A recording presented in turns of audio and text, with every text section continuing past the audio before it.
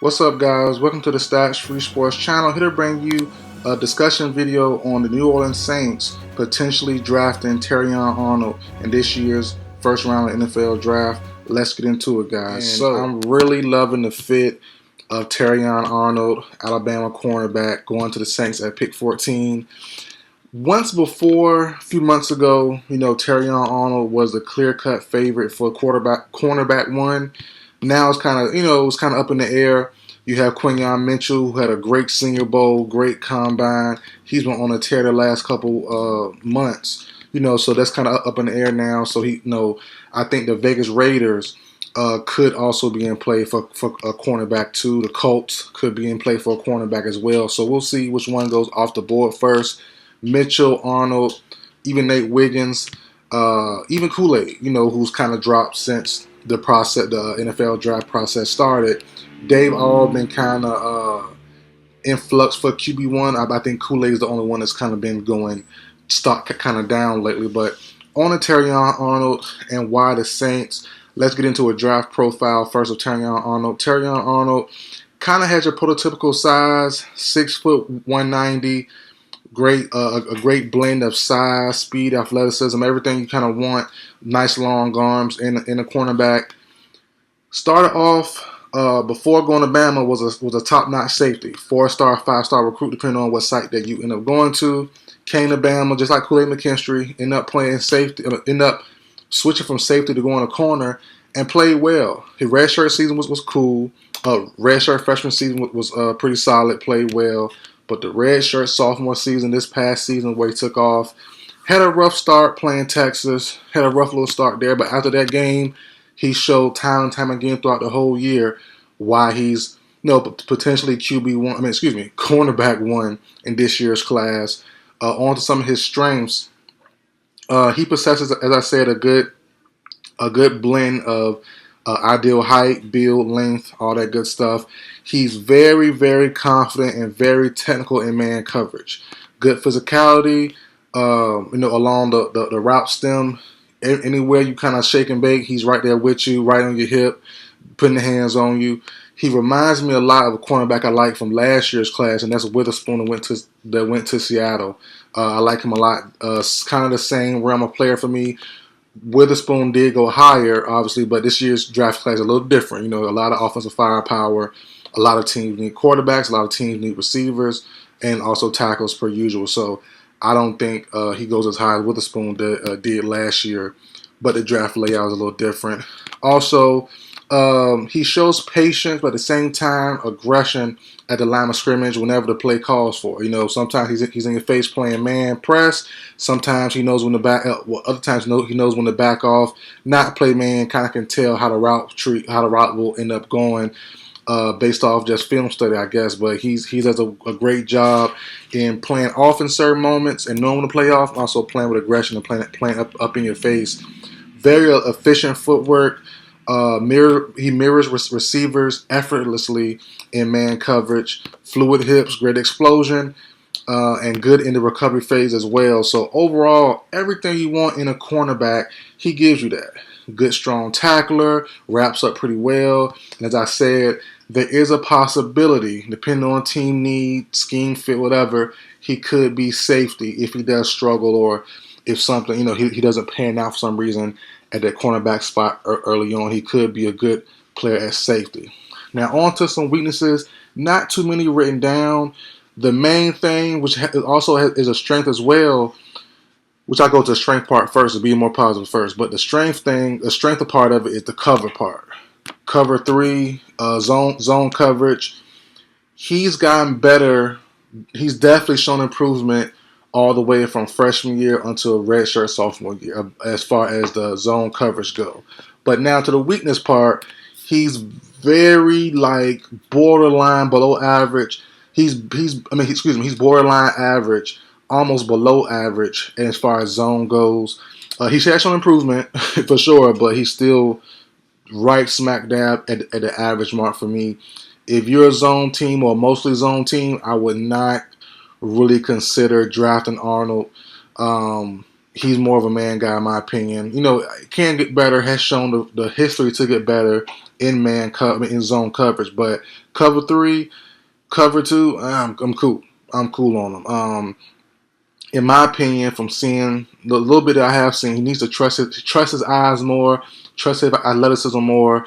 He kind of gives up the easier routes. When the underneath routes, you can still attack those. You can he should and Saban. I'm sure Saban had coached him up. You can still attack those underneath short routes, make plays on them, read it with your eyes, trust your athleticism to get there in time to at least bet the ball down. He kind of lets those easy stop routes just be easy completions against them, where he should be, trying to do something to cover that ground as well, which he can do in certain moments. Just kind of get stuck. Need to trust his eyes more. Trust his athleticism to get to the point to at least knock the ball down, maybe even pick it. So I think he could do. I think that's what Travis Hunter kind of excels at in zone. He's not the biggest corner, but he can definitely read. He reads the field well. He trusts athleticism well as well. We've seen that throughout the year in Colorado and also in Jacksonville as well. So that's something Arnold can kind of grow into his game if he does end up playing a lot of zone corner in the NFL, which I think he should not. Also, he's not really a threat in zone coverage when the crossing routes come. He doesn't really have a good feel for crossing routes. When the guy enters his zone and exits his zone, he's not really, let's say, he don't really trust his eyes. He don't really trust himself. Kind of get confused in zone coverage. So, as I said, the zone thing to me, I'm running 95% man if I take Arnold. If you run more than that and expect Arnold to improve, okay, that's on you and your coaching staff. You have a good belief in your coaching staff. But me, I'm taking Arnold to be a straight up man guy. So that's just me personally. But also, he's not really strong in the slot either. So playing them early on, if let's just say the Saints do end up getting him and they keep Lattimore, they have Paulson Adebo, Alontae Taylor, they want to throw Arnold in the slot early on. I think he'll struggle. He's not really a slot corner. He's definitely, in my opinion, an outside boundary corner. No debate about it. And also, the main thing, same with Witherspoon, someone he's kind of comped to, in my opinion. Physicality is great, but being over physical can hamper you as well. Penalties, holdings, all that stuff. So watch out. Be careful for those as well. But like I said, the weaknesses aren't really much. The physicality is one, and also the zone coverage, which, depending on the scheme, we might not even run that much of. So not too much concern about Arnold there. On to the Saints, and why the Saints. The big rumor is they're going to trade Marshawn Lattimore. It makes sense, whatever team trades for him. He's only 27, dealt with injuries as well, but when he is healthy, one of the better corners, it makes sense to trade him. Contracts a big cap hit with a couple years. I think he's not going to be due to be a free agent until 2027. So whatever team does trade for him will, in theory and likelihood, get a top corner for the next couple years. The main team, I guess people are kind of aligning him with, is the Baltimore Ravens. That would be a fantastic fit to pair him with Marlon Humphrey if both can stay healthy. Plus, you have Kyle Hamilton roaming the middle and being a do-it-all guy. That would be scary. I'm not gonna lie to you there. So we'll see what happens with Lattimore. But if you were to trade him to the Ravens for probably not a first because the injuries, probably a second and change. You trade a second and change for Marshawn Lattimore, you can still add you a tackle in that second round, or get your backup quarterback in that second round. Bo Nix, or Michael Penix if he gets to that point, Spencer Rattler. A lot of people want the Saints to go Brock Bowers, which makes sense. I'm not mad at that either. They wanted to go tackle because Trevor Penning isn't quite panning out yet. So, there's other ways that they could go. Byron Murphy as well, the best tackle in his class probably from Texas. There's other routes to go, but I think, this is a passing league, and obviously you need sacks as well, but they're pretty good, so far right now. Cam Jordan is getting older. He won't be around forever, but he still has some juice left for the next couple of years. Hasn't really had a big drop-off, so I'm fine with Cam Jordan. Wait till you find the perfect duo or perfect predecessor to get behind him. But right now, like I said, Byron Murphy could be that guy. I'm not opposed to that or play with him. But they've been trying for a while to really get a top-notch young guy to be with Murphy. And it hasn't panned out. Davenport, what's the guy, Peyton something? The first name, last name Peyton. I forgot his name, but Peyton something. And they've been trying forever, and it never really panned out. So probably got to stop trying there, work their way in free agency, and maybe get a nice young pass rusher that hits the market sometime next couple years. But the draft hasn't quite panned out there. But they've really drafted corners very well. That's something they have been doing.